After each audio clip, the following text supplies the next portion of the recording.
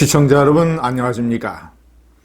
문재인 좌파 독재가 독재 중에서 가장 위험한 감정 독재, 정서 독재, 파퓰리즘 독재 중에서도 가장 선동적인 감정 독재로 치닫고 있습니다. 감정 독재라는 것이 정치학이라든가 이런 사전에는 없는 말입니다. 제가 그렇게 만들어 봤습니다. 감정 독재.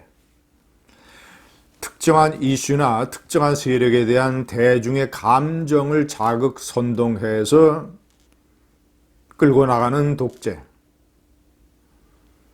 지금 2020년 7월 대한민국에서는 부동산과 세금 문제가 가장 감정적인 문제입니다. 역시 이 문재인이 지지율이 뚝뚝 떨어져서 완전히 데드 크로스가 발생을 하고 40% 초반에 머물자 감정 독재라는 극단적인 방법으로 치닫고 있습니다. 문재인 좌파 정권은 부동산을 잡았습니다.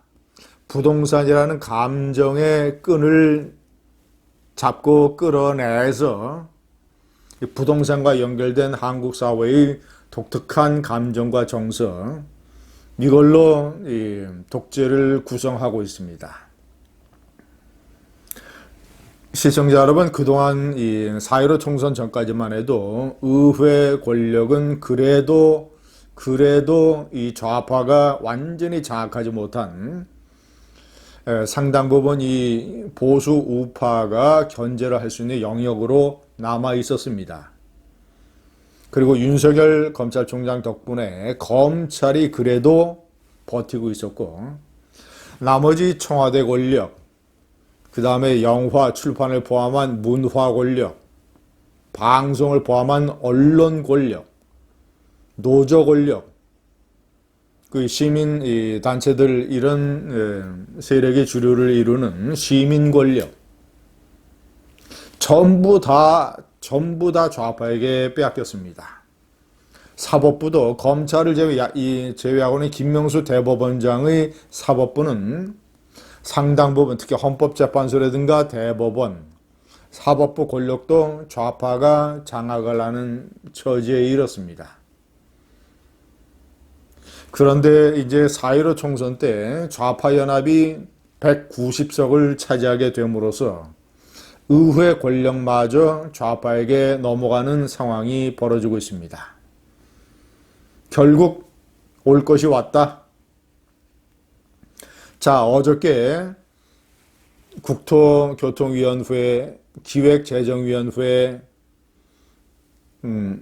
국토교통 그리고 행정안전위원회, 이 부동산 관련법 11개를 다루는 상임위 3곳에서 완전히 독재적 형태로 법안을 일방적으로 통과시켰습니다. 원래 법안이라는 거 하는 것은 상임위에 상정이 되면 이 소위로 넘겨져서 소위의 심사를 거친 다음에 다시 상임위 전체 회의에 찬반 토론을 거친 다음에 표결이 이루어지게 됩니다. 그런데 어저께 이 3개 상임위원회에서 이 관련 소위 심사 절차를 전부 다 건너뛰었습니다.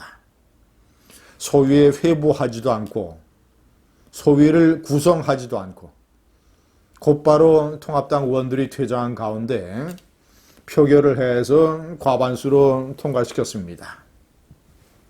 자, 오늘은 이제 법사위원회에서 관련 이 부동산 세제 관련 법안을 법사위 관할 이 법안을 또 그런 식으로 할 것 같습니다. 시청자 여러분, 이 국회 선진화법에 따라서 안건조정위원회 제도라는 게 있습니다. 그 상임위원회의 재적 위원 3분의 1 이상이 동의를 하면, 요구를 하면 안건조정위원회에 관련 법안을 넘기게 되어 있습니다. 안건조정위원회는 6명으로 구성이 되는데 제1교섭단체, 그러니까 지금은 이제 더불어민주당이죠. 제1교섭단체가 3명, 그리고 그 나머지 교섭단체에서 3명을 맡게 됩니다.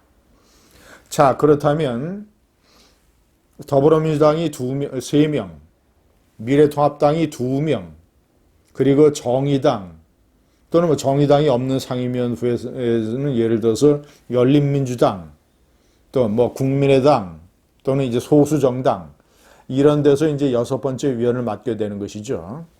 3대 3인데 예를 들어서 정의당이라든가 열린민주당 위원들이 가세를 하는 안건조정위원회는 좌파 연합이 4명이 됩니다. 때문에 4대 2로 해서 이 3분의 2가 되면, 그러니까 안건조정위원회 6명 중에서 4명만 찬성을 하면 의결을 해버릴 수 있습니다. 안건조정위에 회부가 되면 최대 90일까지 심의를 할 수 있게 되는데 이 4대 2로 표결을 해버리면 그마저도 무력화되어 버립니다. 이 과반수를 넘어서 180석을 넘어서 좌파 연합이 190석까지 차지하게 된 지난번 4.15 총선 결과, 이것이 어떻게 의회 권력에 영향을 미치는가가 안건조정위원회를 통해서 생생히 증명이 되고 있습니다. 시청자 여러분, 이 의회 권력을 이런 식으로 장악을 하고 상임위를 일방적으로 통과를 시키는 이런 것뿐만 아니라 이런 법안 강행 통과를 서포트 해주기 위해서 이른바 이 장외에서 또 대중들의 감정과 정서를 자극하고 있습니다. 경실련에서 이 미래통합당과 이 더불어민주당의 의원들의 주택 보유 실태를 파악을 해서 발표를 했습니다. 미래통합당의 40%가 다주택자다. 다주택자가 40%나 됩니다. 그리고 의원들이 신고한 재산 내역 중에서 부동산 이 신고 액수를 전부 다 합친 것, 평균이 미래통합당은 20억 원이 넘고 더불어민주당은 10억 원이 안 됩니다. 통합당은 20억 8천만 원, 더불어민주당은 9억 8천만 원.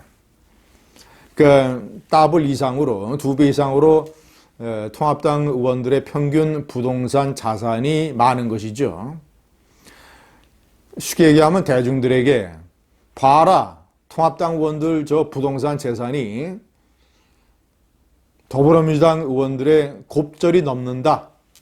이런 식으로 이 우파 정당에 대한 대중들의 반감을 선동하고 자극하는 데에 시민단체가 앞장서고 있습니다.